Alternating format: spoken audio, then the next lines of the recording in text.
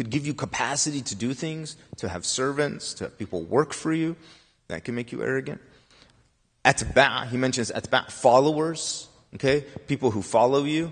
You're a trendsetter, you're on Twitter, you're on Facebook, you have all these followers.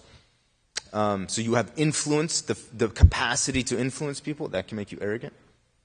Okay? And the section that was, I believe, last week was ilm, knowledge. Knowledge can make you arrogant as well, because you feel like you know everything, right? In all of these sections, he gave the ilaj, the cure for all of these things, which was discussed in previous classes. And in this class, he's going to talk about the seventh and final thing, which is at-takabbur bil-wara' wal-ibadah. Being arrogant through wara' and worship. Who here can tell me what wara' is? What is wara'? Wara'ain. What is that? Who's heard of that? Yeah, no, exactly.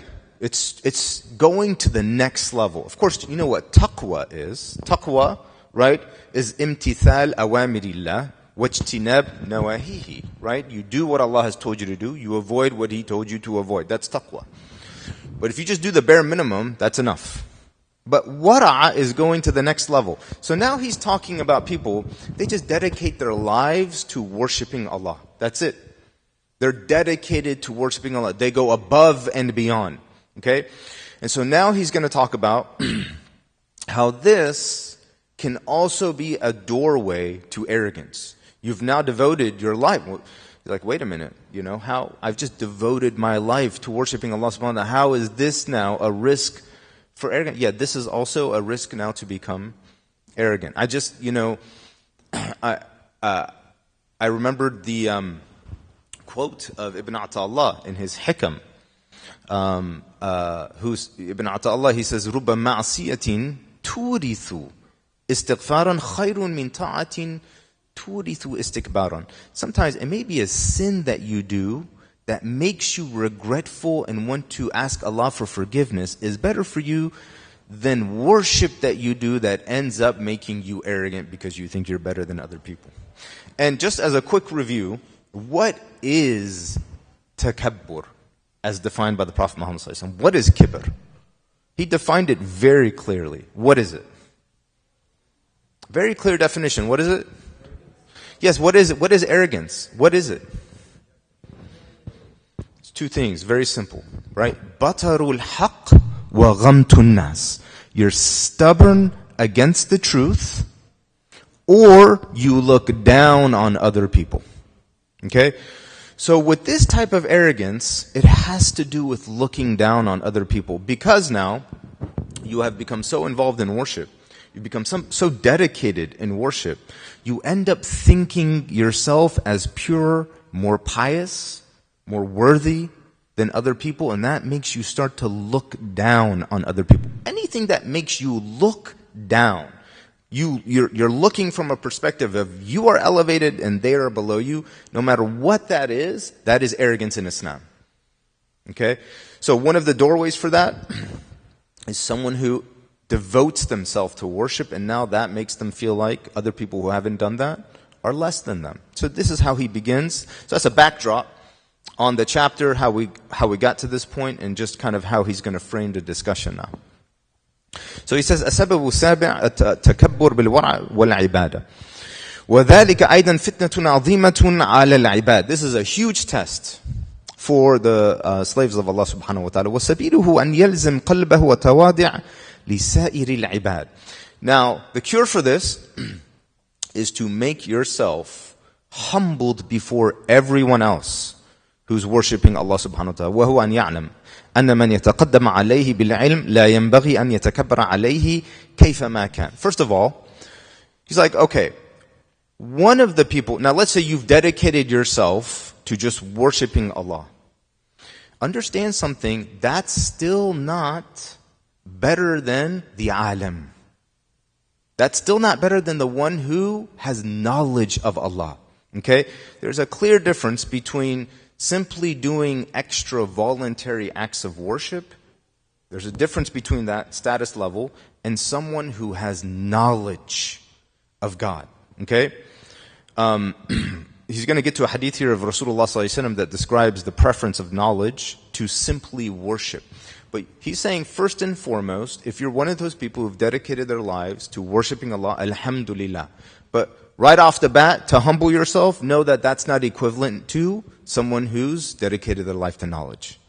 Okay? So right off the bat, he's looking for a way to frame the discussion for a person who's in this path to be humbled. Okay? So you're nothing compared to the scholar, basically. You're nothing compared to the scholar. لما عرفه من فضيلة العلم, because of what we know of the virtues of knowledge. وقد قال الله تعالى قل هل يستوي الذين يعلمون والذين لا يعلمون. Allah says in the Quran, in Surah Zumar, are those who know equal to those who don't know? Okay, you might be worshipping 100 extra salawat and nafil a day. It's still not equivalent to someone who's gained knowledge of the religion. So right off the bat, we have to humble ourselves before people of knowledge. وقال فضل العالم. قال صلى الله عليه وسلم. The Prophet Muhammad صلى الله عليه وسلم says, فضل العالم, the virtue of a scholar, على العابد, over someone who simply worships Allah without knowledge. Abid here is someone who they're just a worshiper without knowledge. Okay? Of course, the one who has the most virtue is the one who has knowledge and dedicates themselves to worship of Allah. But this is just the one who, the preference of the scholar over the one who worships Allah without scholarship.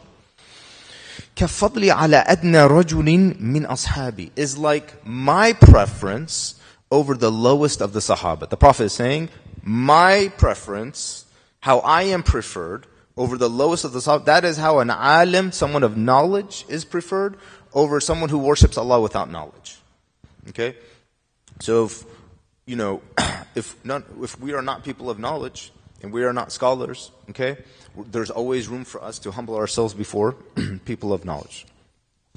So then he says, إِلَى غَيْرِ ذَلِكَ مِمَّا وَرَدَ فِي فَضْلِ الْعِلْمِ, and there's plenty of more that's been related in terms of the fadl of Ibn Abbas, he says to spend one part of the night. Ibn Abbas, if I just spend one part of the night learning a mas'ala, that is more beloved to me than spending the whole night in worship of Allah. Abu Musa al-Ashari, he said, if I can just spend part of the day studying with Ibn Mas'ud, radiallahu anhu, the famous companion Ibn Mas'ud, who's known for his knowledge. Abu Musa al-Ashari said, that is more beloved to me than spending the whole year in worship. Abu Hassan al-Basri, he said, for me to learn something and teach it to someone else is more beloved to me than to have the whole world under my possession and spend it for the sake of Allah. Just to learn something and then teach it, right? Because there's so much preference in knowledge in our religion, right? So much preference. What's the very first word that is revealed to Rasulullah sallallahu alaihi wasallam? Iqra bismi rabbika alladhi. Read, right? Of course, this is not just reading a book, right? But it's gaining knowledge, reading the universe, reading the signs of God, right? And acquiring knowledge. And it also means to recite. So he continues, مما ورد في فضل العلم. فإن قال العابد ذلك العالم عامل بعلمه وهذا عالم فاجر. So, but someone who's a servant of God, a worshipper of God, not a scholar, but a worshiper of God, might say, yeah, that scholar is good. But this scholar right here is corrupt. How are they better than me, right? So that thought might occur. فَيُقَالُ لَهُ أَمَّا عَرَفْتَ أَنَّ الْحَسَنَاتِ يُذْهِبْنَ السَّيِّئَاتِ. So that person should tell themselves, or someone should tell that person, yeah, but don't you know that good deeds wipe out bad deeds? Don't you know that good deeds wipe out bad deeds? By the way, this is in general a good sort of motto to have in your mind whenever you see someone commit a sin. Lest you think that you're better than that person, tell yourself this. إِنَّ الْحَسَنَاتِ يُذْهِبْنَ السَّيِّئَاتِ. Good deeds wipe out bad deeds. How do you know? That person might go do a good deed after this. Or they might repent and go do many good deeds after this. How do you know that you're better than them because of this sin that they've... You don't know that. You don't know that at all, right? And so you don't know that scholar could be corrupt today, but maybe they're going to repent, do some good deeds, and by virtue of that, they're going to gain the pleasure of Allah. وَكَمَا أَنَّ الْعِلْمِ يُمْكِنُ أَنْ يَكُونُ حُجَّةٌ عَلَى الْعَالِمِ. يمكن أن يكون حجة على العالم فكذلك يمكن أن يكون وسيلة له وكفارة لذنوبه. The knowledge might be a proof against the scholar, but it might also be a means through which he seeks tawbah. وكل واحد منهما ممكن. All these are possibilities. And so you know, as someone who's fighting arrogance and fighting the sort of finagling of arrogance into your heart, the wiswas of shaitan, you have to always look for these mumkinat. These, oh yeah, but maybe, oh yeah, but maybe, oh yeah, but maybe. And you'll find he's going to say the word la'alla here a lot. And that word la'alla, linguistically, it's almost like a linguistic methodology of humility. Because what does la'alla mean in Arabic? What does this mean? La'alla. La'alla, yeah, so that it can also mean perhaps. You know, like when in English we say, yeah, but maybe, yeah, but maybe, yeah, but maybe, right?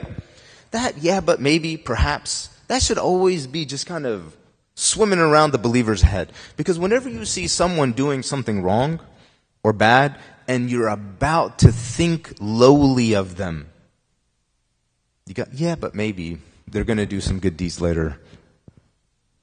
يُكَفِّرُ ذُنُوبَهُ.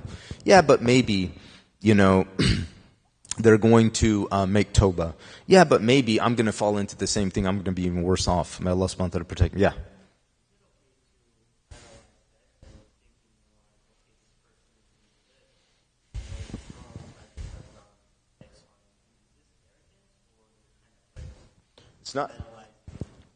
It's not arrogance to say that this is wrong, of course, because you cannot, you have to hate in your heart what is munkar, right? You have to hate it at least in your heart.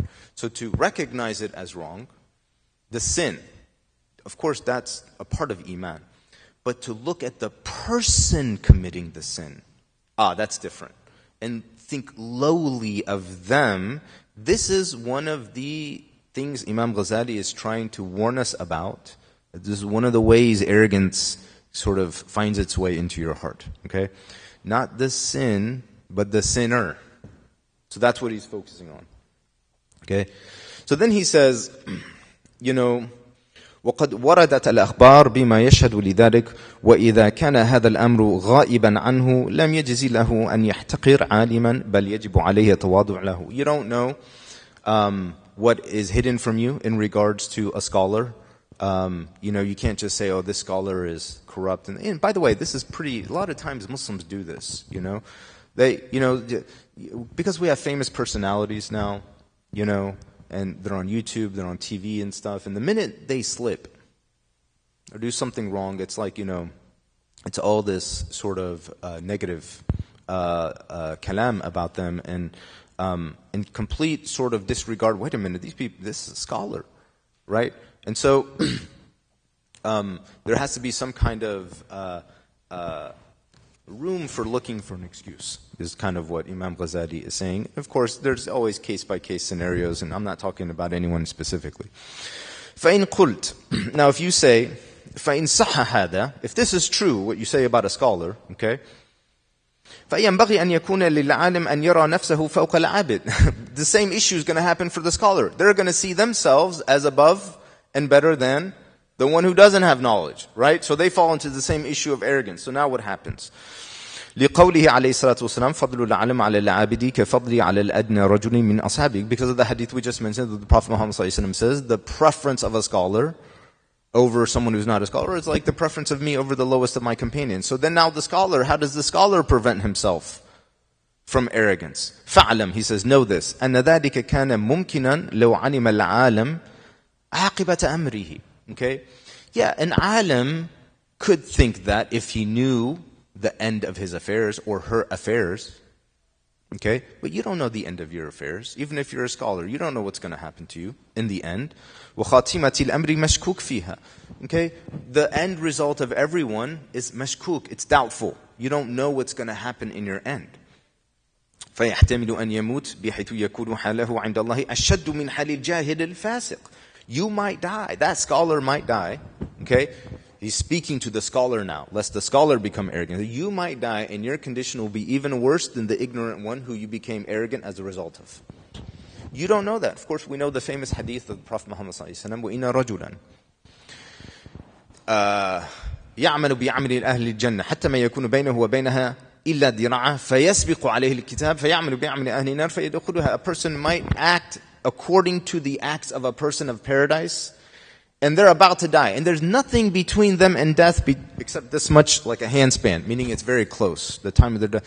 Then suddenly their destiny overtakes them, and then they begin to act in accordance the people of hellfire. In other words, they start doing bad deeds. And that is how they end their life. So they enter hellfire because of how they ended their life. Right? إِنَّ الْأَعْمَالِ بِالْخَوَاتِمِ. Right? Then another person, وَإِنَّ رَجُلٌ يَعْمِلُ بِعَمْلِ أَهْلِ النَّارِ. Right? حتى ما يكون بينها وبينه إلا ذراع. A person will act according to the acts of a person of hellfire, and there will be nothing between them and hellfire except a handspan. Meaning they're so close to death, they're so close. فَيَسْبِقُ عَلَيْهِ الْكِتَابِ. Then suddenly, destiny overtakes them. What Allah has written for them overtakes them. فَيَعْمَلُ بِعَمْلِ أَهْلِ الْجَنَّةِ. They begin to act piously. فَيَدْخُلُهَا. And they enter paradise. Because that is how they ended their life.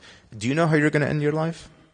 Do we know how that person is going to end their life? Do we know how this person is going to end their life? We don't know how we're going to end. We don't know how they're going to end. Even if you're a scholar, you can't assume that your scholarship makes you better than anyone else.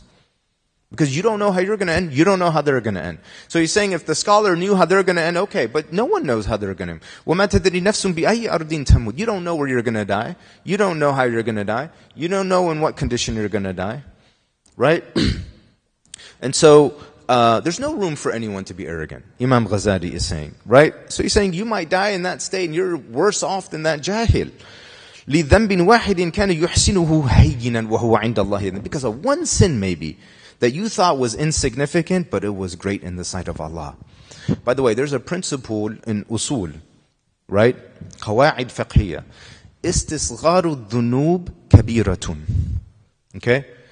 We think of sins as big sins and small sins, major sins and minor sins, right? That's correct. But there's also a principle that says if you deem any sin insignificant, if you deem any sin insignificant, major or minor, that deeming of it is now a major sin. Does that make sense? Should you deem any sin, even the most minor sin, should you deem it insignificant, that deeming of it as insignificant is now a major sin. And this is the wisdom that Bilal had, radiallahu anhu. He said, don't look at the smallness of the sin you commit. Look at the greatness of the one you committed against. Right? And so that scholar, they might end up, it might just be a small sin, but because they saw it as insignificant, now suddenly they're ending their life in a major, major sin. Right? وَهُوَ عِنْدَ اللَّهِ دِينٌ وَقَدْ مَقْتَهُ بِهِ. And Allah subhanahu wa ta'ala despises him because of it. وَإِذَا كَانَ هَذَا مُمْكِنًا كَانَ عَلَى نَفْسِهِ خَائِفًا. If this is possible, then you got to be worried about it. And if you're worried about it, you're not going to be arrogant. فَإِذَا كَانَ كُلُّ وَاحِدٍ مِنَ الْعَابِدِ وَالْعَالِمِ خَائِفًا عَلَى نَفْسِهِ. And if the scholar and the non-scholar, the one who the worshipper of Allah without knowledge and the scholar who has knowledge, if they both are just worried, if they just worry about themselves, okay? وَقَدْ كَلَّفَ الْأَمْرُ نَفْسِهِ لَا أَمْرَ غَيْرِهِ. And they stop worrying about other people. فَيَنْبَغِي أَنْ يَكُونَ الْغَالِبَ عَلَيْهِ فِي حَقِّ نَفْسِهِ الْخَوْفِ. Then their fear will overtake their mental capacity to think about anything else. وَفِي حَقِّ غَيْرِهِ الرَّجَاءِ. And all they'll have time for is to be hopeful for other people. They're fearful for themselves, because fear takes a lot of mental capacity. You don't have time to think about other stuff when you truly are in fear. Right? The rest of your brain doesn't even work. You can't even think about other people. By the way, this is scientifically proven. If you take a person and you put them in a functional MRI machine, and you induce a phobia in them, like a fear, okay? We can see in the MRI, we can see the entire frontal lobe shut down. This nalsia kadiba, Allah says. The whole frontal lobe stops using oxygen. I mean, it still uses some, but it stops working. The only thing that remains is your instinctual, posterior fossa part of the brain, like for your instincts, like run, like fight or flight. When you're in fear, that's all you think, fight or flight. Theories, ideas, assumptions about other people, they just gone. It's interesting. Allah describes a situation, it's a tangent, but Allah describes a situation in the Quran where هُوَ الَّذِي يُسَيِّرُكُمْ فِي الْبَرِّ وَالْبَحْرِ.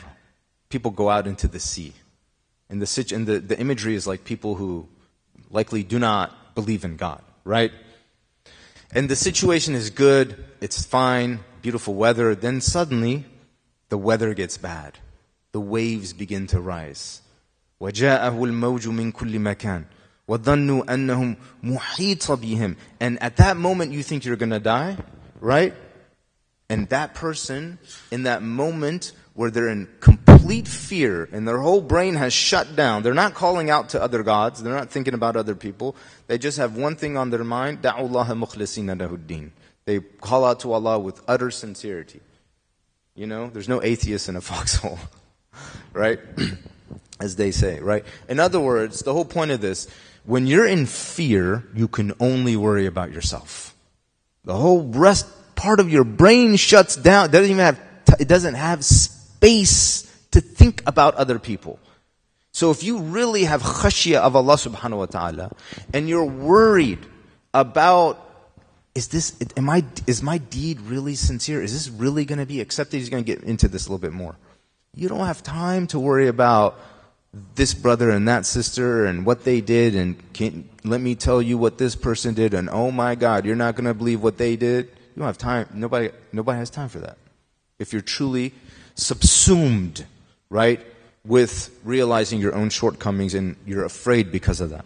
وَذَلِكَ يَمْنَعُهُ مِنَ التَّكَبُّرِ بِكُلِّ حَالٍ فَهَذَا حَالُ الْعَابِدِ مَعَ الْعَالَمِ. That's going to prevent you from being arrogant. Now, فَأَمَّا مَعَ الْغَيْرِ. The whole first part was about, okay, even though you're a dedicated worshiper, you have to be humbled before the person of knowledge. Okay, but what about people who are not people of knowledge? There's a lot of people out there who are not people of knowledge.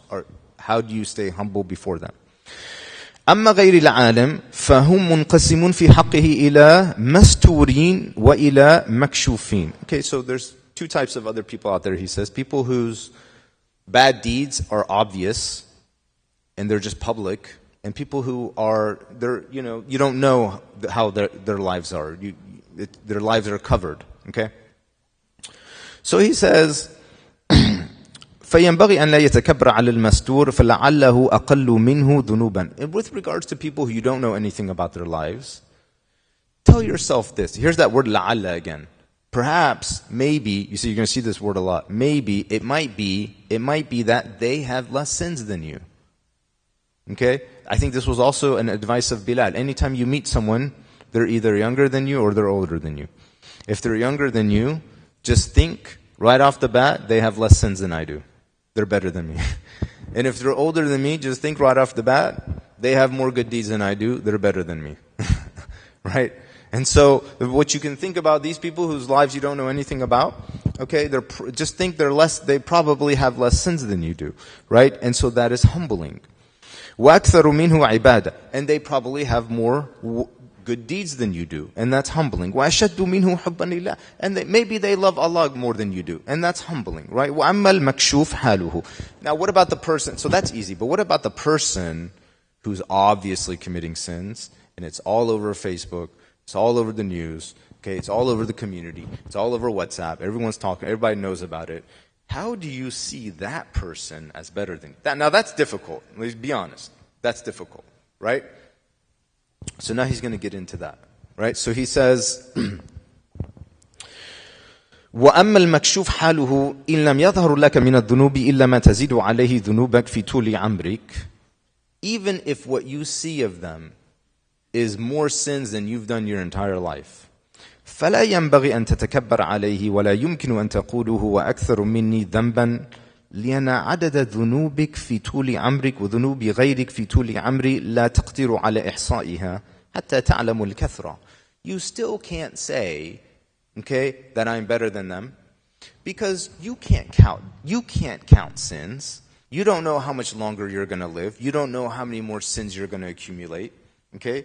And no one knows the degree of sin, because the degree of sin is based on a person's intention as well, right? And so there's the number of sin, but there's also how great the sin is, right, in the sight of Allah subhanahu wa ta'ala. And that has to do with a lot of other external conditions. You don't know all those variables. You don't know if it was easy for that person to sin or if it was hard for them to sin, or all these things make a difference. We don't know any of these things, right? So you can't think of yourself as better because you don't know all these variables.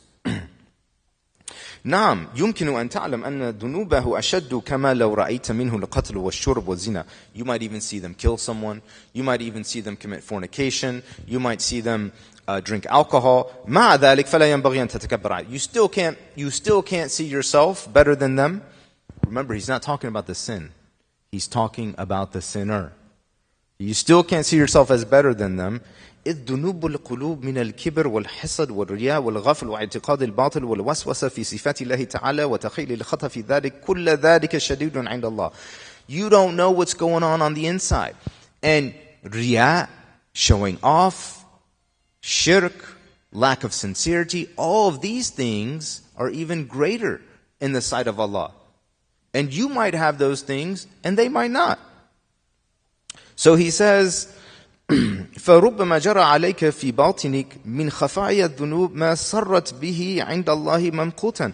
You might have some of these things inside of you and it's hated, right, in the sight of Allah subhanahu wa ta'ala. Jealousy, showing off, maybe even a little hypocrisy, but no one sees it.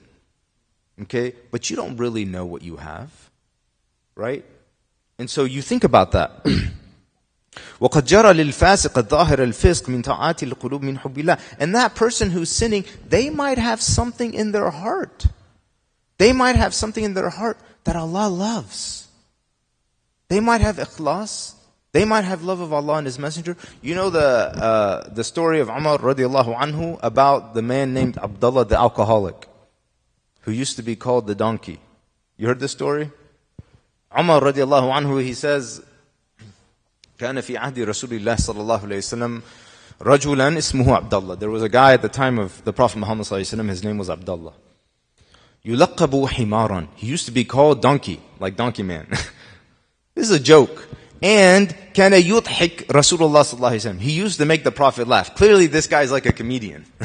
Right? So he's funny, he has a funny nickname. He even used to make the Prophet Muhammad صلى الله عليه وسلم laugh. But he used to drink alcohol. Right? He used to drink alcohol. So, جَلَدَهُ فِي الشَّرَابِ. The Prophet Muhammad ﷺ had him flogged for drinking alcohol. He doesn't want to, but when you do it in public, there's no option. فَأُوتِيَ بِهِ يَوْمًا فَأَمَرَ بِهِ فَجُلِدْ. So he came one day to the Prophet Muhammad ﷺ drunk. And the Prophet Muhammad ﷺ, unfortunately, has to order that he be flogged.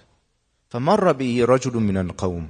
A man walked by and said, اللهم إلعنه ما أكثر ما يؤتى به. Oh Allah, curse this man. How many times has he come here drunk? And the Prophet Muhammad sallallahu alaihi wasallam, does everybody know what the Prophet said in this moment? What does he say? He says, لا تلعنوه فوالله ما علمت إنه يحب الله ورسوله. Do not curse this man. You have no idea. This man inside loves Allah and His Messenger. And this is exactly what Imam Ghazali is saying. Now, you might see someone committing a sin. You still cannot think yourself better than them. Because they might have something on the inside that Allah loves. Not the sin. Allah hates the sin. But they might have something on the inside that Allah subhanahu wa ta'ala loves, and Allah is going to continue to guide them by that. And you don't know what's on the inside. Right? So, he says that's really important. Right?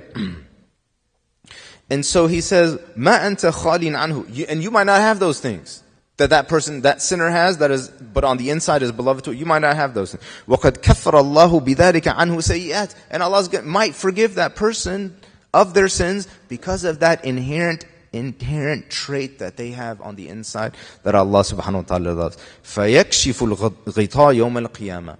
And so the curtain's going to be removed on the Day of Judgment. Like Allah says in Surah Qaf, فَكَشَفْنَا عَنْكَ غِطَاءَكَ فَبَصَرُكَ الْيَوْمَ حَدِيدٌ. We're going to remove the curtain on the Day of Judgment. Your eyes are going to be very sharp. You're going to see the realities of everything that was hidden from you in this life. So on the Day of Judgment, the curtain's going to be pulled and you're going to see, what are you going to see? فَتَرَاهُ فَوْقَ نَفْسِكَ بِدَرَجَاتٍ. That person's way above you in levels. That person's way above you. And you used to look down on them because of a sin they used to do. Subhanallah, right? So, فبهذا ممكن والإمكان البعيد فيما عليك ينبغي أن يكون قريبا عندك. Oh, this is beautiful. This is a possibility. And even if it's a remote possibility, if it has to do with you, you have to see it as close. If it has to do with your soul, you must see it as close and something that needs to be paid attention to, right? إن كنت مشفقا على نفسك, if you're truly worried about your soul, فلا تتفكر فيما هو ممكن لغيرك بل فيما هو مخاف أو مخوف في حقك. Don't worry about what's possible with other people. Worry about what is dangerous vis-a-vis your own soul. فإنه لا تزر وازرة وزر أخرى. No one can bear the burden of someone else.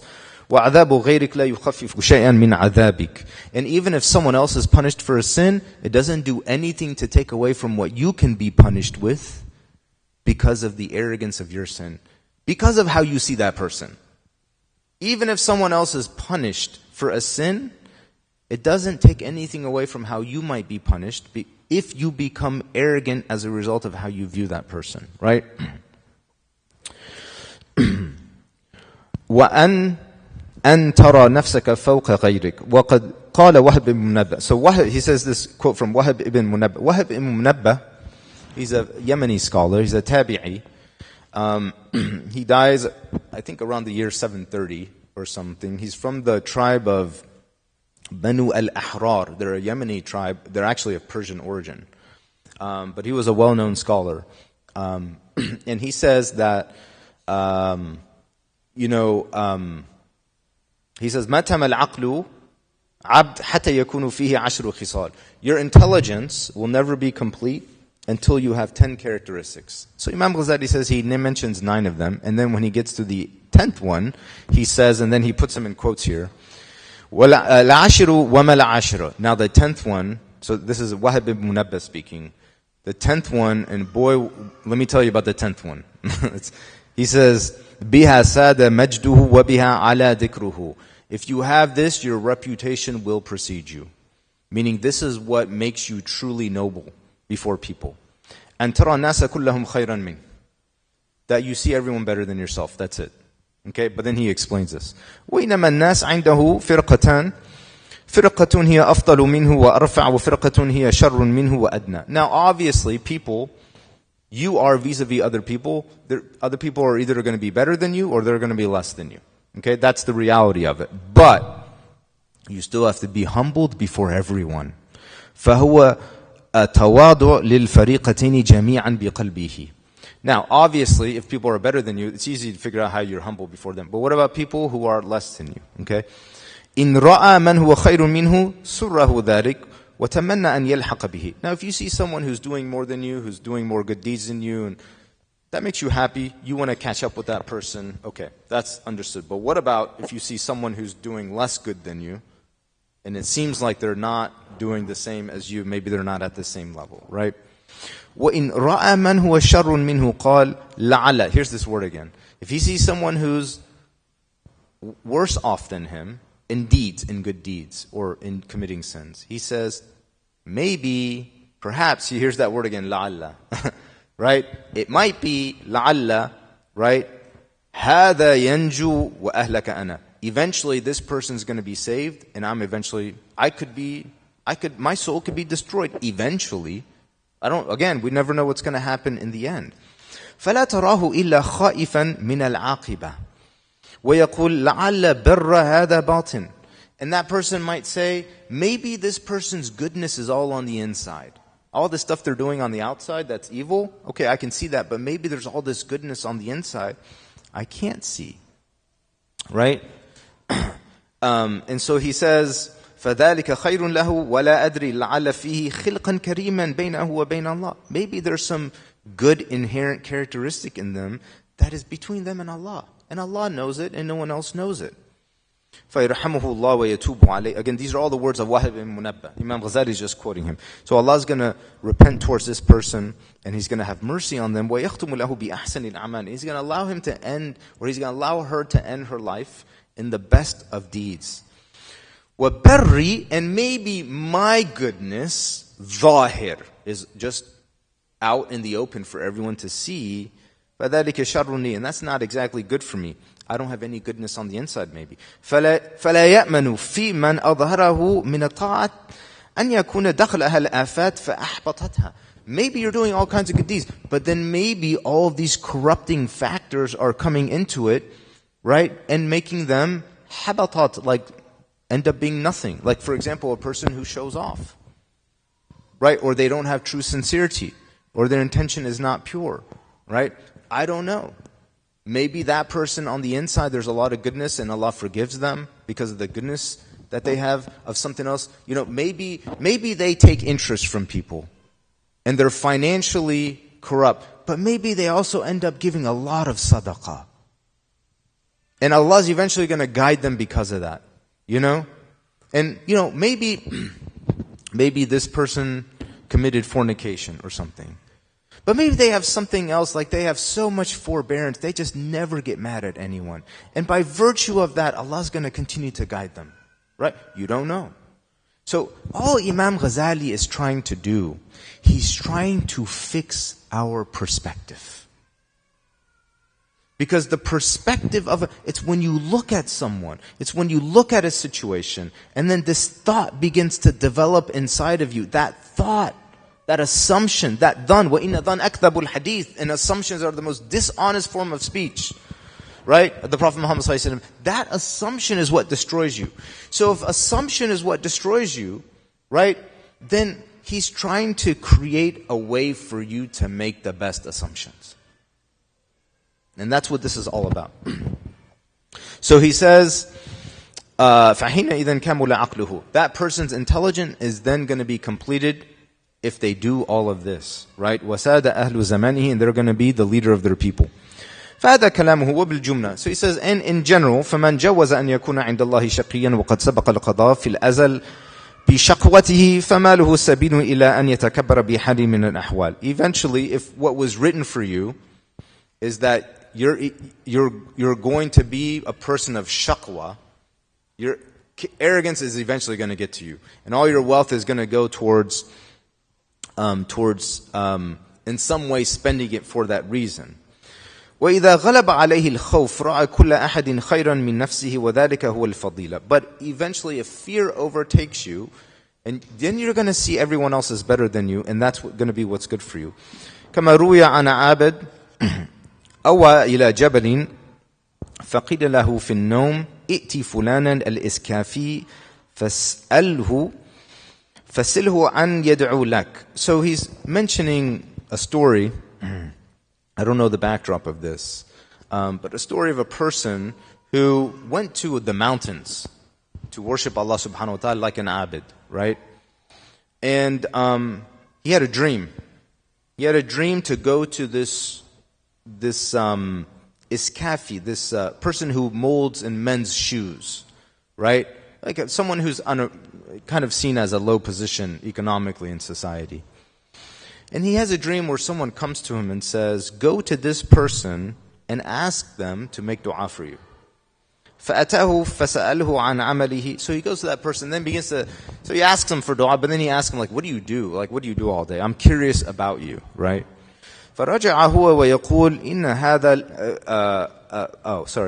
فسأله عن عمله فأخبره أنه يصوم النهار ويكتسب ويتصدق ببعضه ويطعم عياله ببعض. He fasts during the day, he makes some money, he spends some of the money on his family, some of the money on himself, some of the money in charity, right? So this person, this devout worshipper who went to the mountain just to worship Allah subhanahu wa ta'ala, فَرَجَعَ وَهُوَ يَقُولُ, yeah, that's good, إِنَّ هَذَا لَحَسَنٌ وَلَكِنْ لَيْسَ هَذَا كَتَفَرُّقْ لِطَاعَةِ اللَّهِ. But it's still not like someone who just dedicates themselves to just worship Allah, right? So he still has this sense of arrogance vis-a-vis himself and what he's done, with regards to this person who's actually out in society doing things. So then he has another dream. And the same person comes back to him in a dream. He says, Iti fulanan al-iskafi. Go back to this shoe mender, right? فَقُلْ لَهُ مَا هَذَا الصَّفَارَ الَّذِي بِوَجْهِكَ. Ask him why his face is pale. Right? So the man who went off into a mountain just to worship Allah goes back and finds this shoe mender and asks him, why is your face pale all the time? And this shoe mender says, مَا رَأَيْتُ أَحَدٍ. I've never seen anyone مِنَ النَّاسِ, from any people, إِلَّا وَقَعَ لِي أَنَّهُ سَيَنْجُو وَأَهْلَكَ أَنَا. Except that the assumption popped up in my mind, this person is going to be saved, I'm eventually going to be destroyed. I never met anyone except this thought popped in my mind. By virtue of that thought, I'm always in a state of concern. And by virtue of that concern, that's why you see my face pale. So, this person realized this is why a person's coming to my dream. This is obviously a wali from the awliya of Allah. You know, that is real humility. That is real humility. Always never assume that whatever you've done makes you good or better than anyone else. You know, there's a beautiful story about Ibn Abbad of Ronda. Do you know Ibn Abbad of Ronda? Ibn Abbad, the 14th century Sufi scholar, Shadili scholar from southern Spain. A very famous scholar. People have written biographies about him. He had a lot of followers. And he had students. And one of his students, by the name of Yahya, came up to him one day. And you know how a student wants to know about, like, you know, the miracles of their teacher. What have you done? Like, what miracles have you seen? Like, what karamat have you, like, tell me about some of these things. You know, student's hyped. He wants to hear about his teacher and some of the amazing things he's done. So Ibn Abbas says, listen, I'll tell you about my resume. Listen to this. One day there was a father who I was close with, of two children, a boy and a girl. He loved them both very, very much. And one day they both got sick. And he came to me. He's telling him like about his capacity, right? The father came to me and said, make dua for my children. And he brought me this jug of water, and he asked me to make dua, and they would drink it, and all this, that, and the other. He put henna in it, and some weird thing that he was doing. But he just asked me to make dua. So I made dua. I made dua for these two children. And the next day, guess what happened? Came back, and they were very sick. And then, suddenly, the daughter died. And then, the next day, the son died. And then the father came back and said, I still have this other son. And then after some time he came and he was sick too, and he asked me to make dua for him. And I made dua, and then the next day that son died as well. And that's all I have. That's all I have from my karamat. So, sorry. See, that's humility. Ibn Abbad of Ronda had so many followers. He worshipped Allah subhanahu wa ta'ala constantly, and he had so much knowledge. And when someone asks him about his resume, this is all he can think of. I mean, that is real humility. Subhanallah. So, back to the story about the person whose face was pale, is because of fear of not knowing whether your deeds are going to be accepted or not. You know?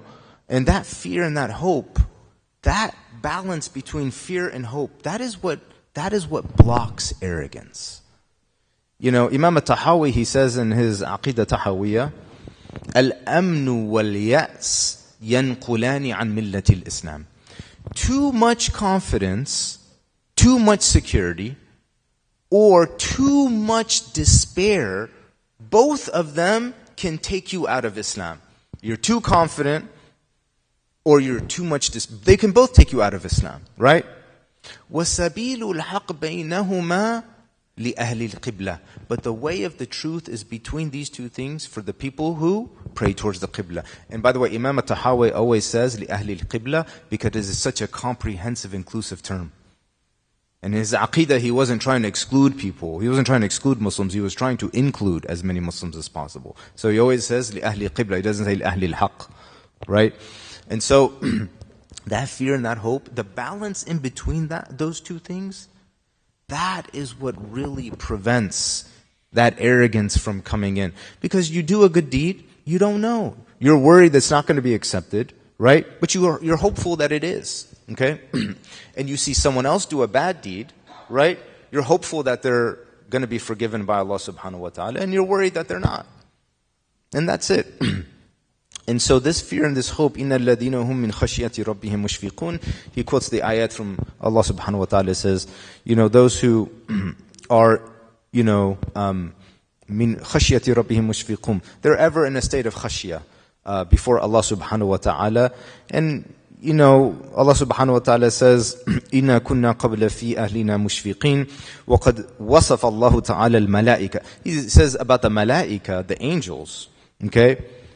They worship Allah subhanahu wa ta'ala constantly. يُسَبِّحُونَ اللَّيْلَ وَالنَّهَارِ لَا يَفْتَرُونَ. They worship Allah day and night, and they never get tired. They're never fatigued. They never take a break. And with all of that, وَهُمْ مِنْ خَشْيَتِهِ مُشْفِقُونَ. And they're in utter fear and awe of Allah subhanahu wa ta'ala. They never get tired. They never take a break. And with all of that, of course, no arrogance ever enters into them. There's only a little bit left in this section, but in summary, he just kind of says that the harm that can come to you because of arrogance,